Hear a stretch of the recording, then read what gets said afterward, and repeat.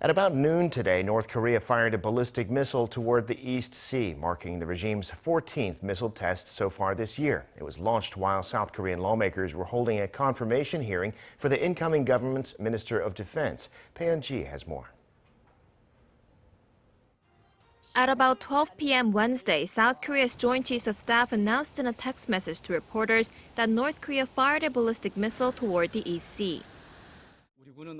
Our military detected one ballistic missile that was fired toward the East Sea from the North Sunan area this afternoon.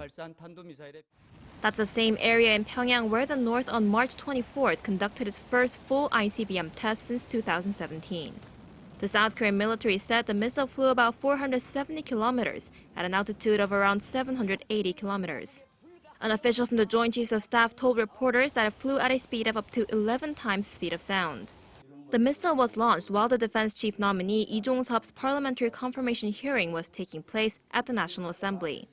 The nominee said the latest launch may have involved an ICBM, but there is also the possibility that it could have been a missile with a shorter range.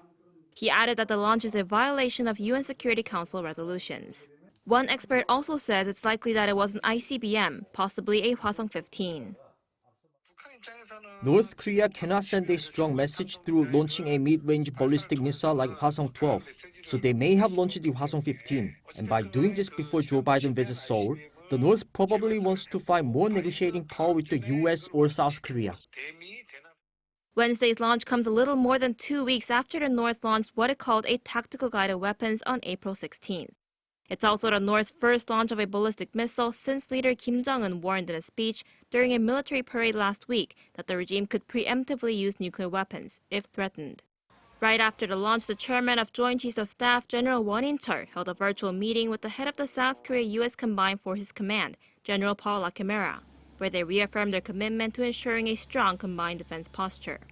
South Korea's military said the recent ballistic missile launches pose a threat to the Korean peninsula as well as international peace and security.